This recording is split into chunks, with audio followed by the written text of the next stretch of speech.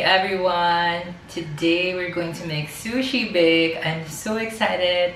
This is a personal favorite, so I will show you how I make my sushi bake. So please tune in. So I have all the ingredients in front of me. Well, actually, not all. I also have some ingredients behind me. But don't worry, I will leave all the ingredients in the description box down below. And I will let you know what ingredient I'm using as I walk you through the steps. So let's start making our sushi bake. It's so easy actually. So as you can see, I have tons of crab sticks. So you just really need 250 grams of imitation crabs. So I will show you how I do this. So depende na sa'yo on how you want to chop it.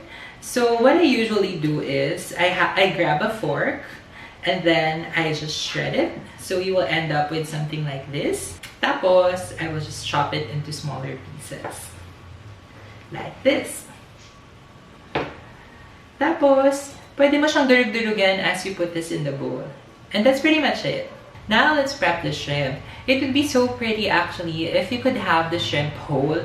Pero kasi it's not ideal for sushi bake. Kasi diba, you have to get individual servings. So, I have to chop all the shrimp. So yun, chop mo lang siya into smaller pieces. Just so that everyone will get the chance to have shrimp whenever susubo sila. So for now, hindi ko muna ihahalo yung shrimp dun sa big bowl.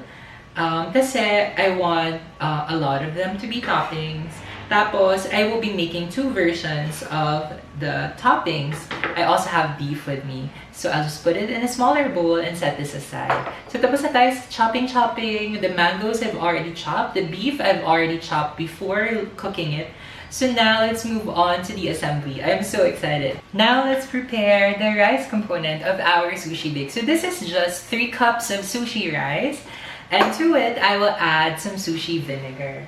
So you can actually make your own sushi vinegar, pero I'm too lazy to make my own. So we just bought sushi vinegar from the Japanese grocery store. There, so that's 1/4 cup of sushi vinegar.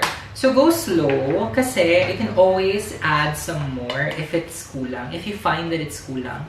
Pero you can't subtract it, diba, pag nahalo mo na. And you will have like a mush of vinegary rice, which is not really pleasant. The bottom layer is really just rice. So you could be as generous as you want. For me, I think the perfect ratio, siguro like 3 inches of rice, that should be enough. As for what kind of rice you would use, depende na yun sa'yo, pero the most recommended, of course, would be a short grain rice, like a Japanese rice, para, you know, sushi feels talaga. Now that we're done with the rice, so let's now prepare the filling. So the filling is mostly the imitation crab meat. I also have 1 bar of cream cheese.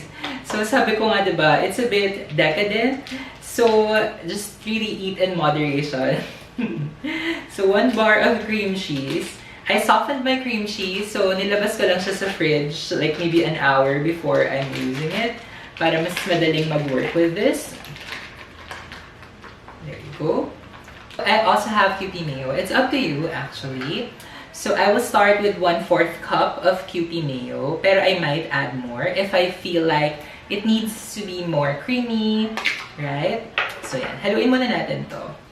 I feel like it's lacking mayonnaise, so I'll add another 1/4 cup. This is not for the faint-hearted. So if you're asking if you could use regular mayonnaise, I don't know. I haven't tried it with regular mayonnaise, so I'm not sure if it's good. I mean, yes, you could. Like, wala namang pipigil sa'yo if you want to use regular mayonnaise. Pero, personally, I haven't tried it with regular mayonnaise. So, hindi ko masasagot yung tanong na yun for now. I also have sriracha with me. So, lalagyan ko lang ng sriracha. My sister likes it spicy. So, I'll add a significant amount of sriracha. If you don't like sriracha, if you don't like spicy things, then bahala ka na. You could always remove it.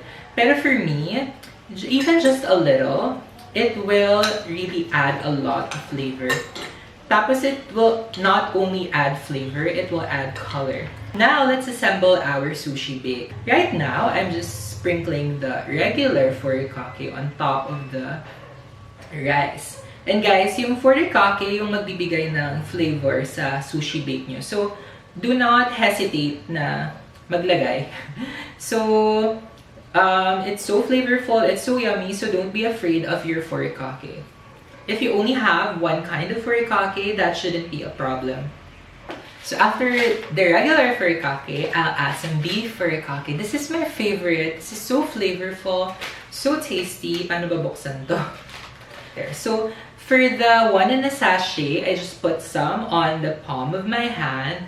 Tapos I sprinkle para naman mas pantay siya. Kasi I fear that if I pour straight from the sachet, baka tumapon lahat ng contents niya. So now that our rice is furikaked up, we will now put the filling. So it's up to you na guys kung paano mo siya lalagay. So I will start with some mangoes. So I would want some mangoes under the filling and I also want some mangoes on top. But it's up to you. It's up to you then if you like to add mangoes. Pero kasi it's so good, it's so delicious. Tapos, I will now add some shrimp. Sobrang hindi madami naman. Kasi I will also still top it with shrimp. Pero, diba, it would still be a nice surprise if there's shrimp inside. So for the one my sister's bringing to the party, they're going to have shrimp. Tapos yung sa house namin, I will have half and half. So half shrimp and half beef. So now it's time to add beef to the one that we will eat at home. So again, half lang. For the beef, it's so simple. I just sauteed it. Tapos nilagyan ko siya ng Korean bulgogi sauce, I think. So that at least medyo ma-spicy siya and magkalasa. There.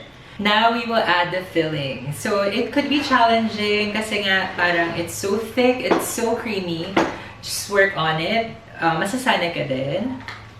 So there. So if you're making like a couple of portions like me, kasi it's one for my family and one for the party, just make sure that you divide this evenly. So para naman parehas silang may filling. So just eyeball it on what you think, like how much it should be. There. Tapos, you just spread it evenly on top. Guys, I'm so excited.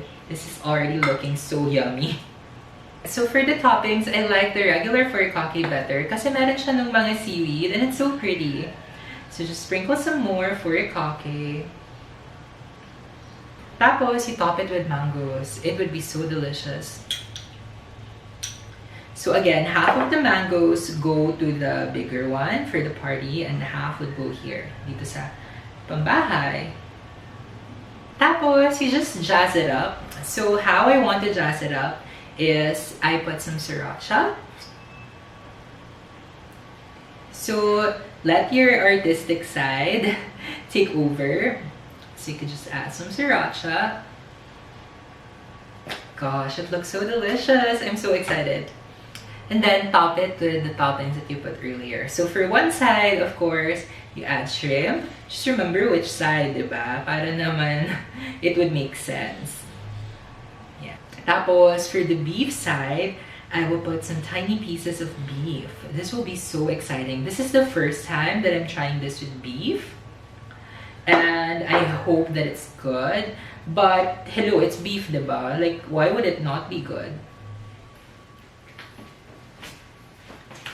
So I'm done with the half and half. I will just put this in the oven and I will work on the bigger shrimp dish. Tapos we will eat later. I'm so excited. Just go into the oven. The sushi bake is already out of the oven. I'm not going to bring it closer to the camera kasi super mainit siya. So just look at the overhead shots. I also have some seaweeds with me. I will just get a spoonful of my sushi bake and we will try it. I can feel that it's so hot. The seaweed is not super oily. It has some oil, pero I can't say that it's super oily. So I'm just getting some of the shrimp flavored sushi bake. Okay, let's eat!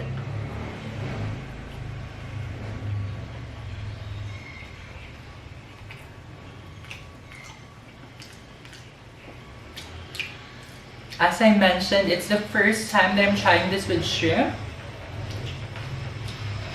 And it's such a good idea. It's so yummy. Don't cut your shrimp too small. Make sure na may bite pa rin siya kasi it's so good. The cheese, it's so creamy. The mayonnaise, you can hardly feel it. If you don't like mayonnaise, hindi mo naman siya masyadong mapapansin kasi mabibake naman siya. The mangoes are so fresh. The shrimp is so fresh. Super sarap. Tapos, you know, it's so much heartier with the shrimp. You know, you could always make it without shrimp, without salmon, without beef, and just eat this as is, like with just the imitation crab. Pero it won't be as hearty. Believe me, either add shrimp or salmon, it would be so much more delicious. I want another bite. Pero, try muna natin yung beef version. Kasi, again, this is my first time to try this. It's just a silly idea. Kasi feeling ko it's like going to be like a Philly cheesesteak kind of sushi. So let's try it. So as I mentioned earlier, this is a spicy beef. So I hope it translates. Itadakimasu!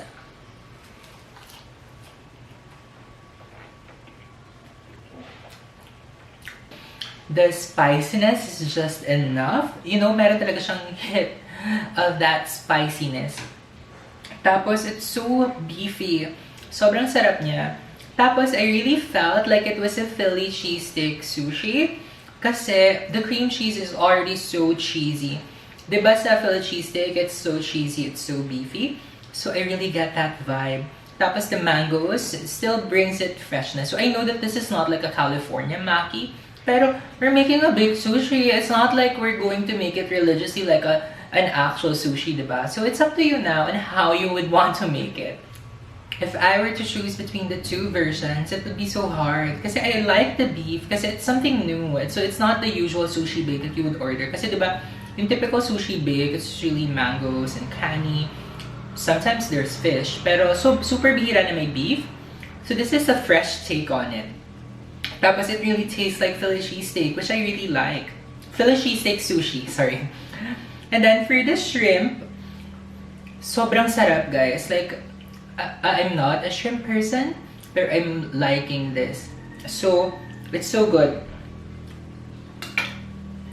So, right now, I think I'm leaning more into the shrimp. I didn't expect that. It's so good.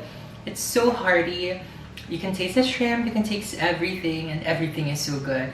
So that's pretty much it for this week's video. If you like content like this, or if you like baked sushi, please make sure to leave a comment there, baked sushi lovers. And make sure that you make this for your family and friends because it's so good, they're going to love you for it.